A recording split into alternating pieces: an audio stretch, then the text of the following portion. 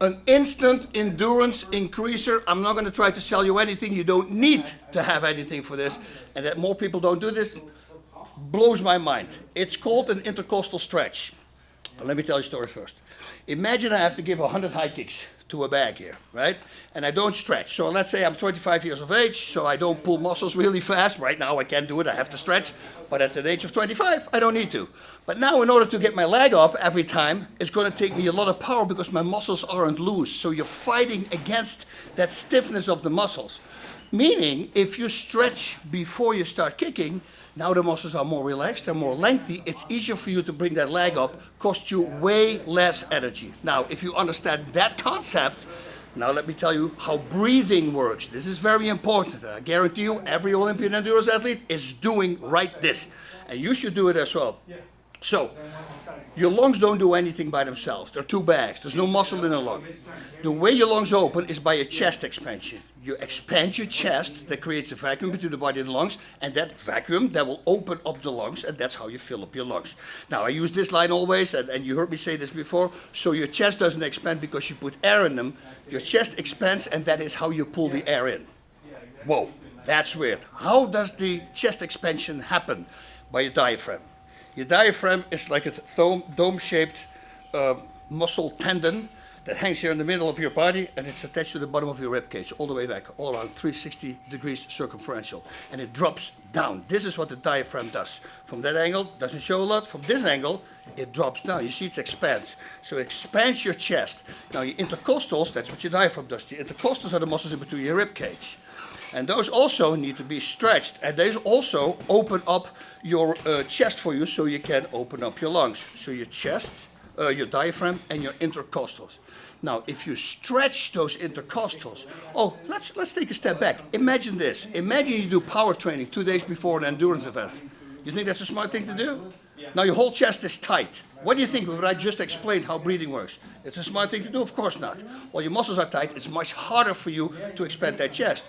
Wait a minute, you just talked about those kicks. What if I stretch my chest muscles, my intercostals, so they become more flexible, so it becomes easier for me to breathe. I don't have to fight against that stiffness. Boom, and there you got it.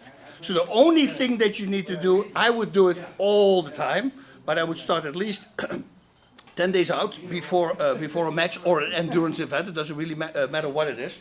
Okay, now the first one we're going to do is using a yoga ball. You're leaning. I put my feet here somewhere so I can flip it underneath. If you can find something, you gotta watch out that you don't fall back. And then gently but slowly lay backwards.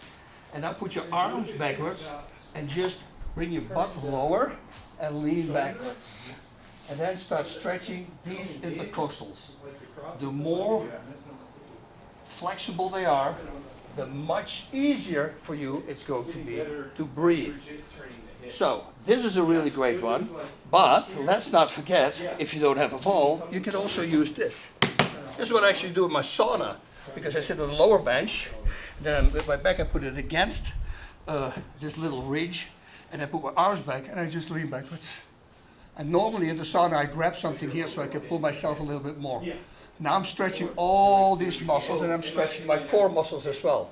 Everything becomes nice and easy. But I said 360 degrees circumferential, so that means you also have back breathing muscles. They also need to be stretched. And that one is a simple one as well. And we all know this one, also good for the hamstrings. Just hang. Just hang. Now, if you become very limber, grab some weight and stand on a box. So you're higher from the ground, you grab the weight, and that weight is pulling you very gently forward. Now don't start with freaking 50 pounds, right? Start with 5 pounds, nice and relaxed. Stretching, you want to do long stretches. You know, soft tissue takes at least 2 minutes. Muscle goes really fast, soft tissue takes over 2 minutes. I would do long 2-minute stretches.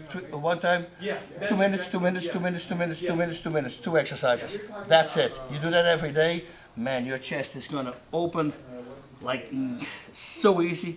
It's going to make a gigantic difference in your endurance or stamina department. All right, Godspeed and fight on.